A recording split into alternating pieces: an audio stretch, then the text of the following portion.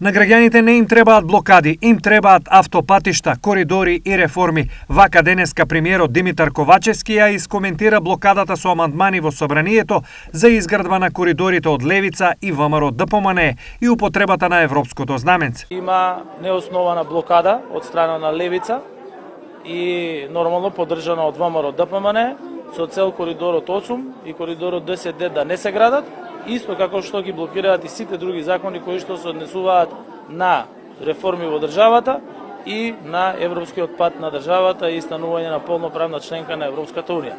На граѓаните не им требаат блокади, на граѓаните им требаат автопатишта, коридори и реформи.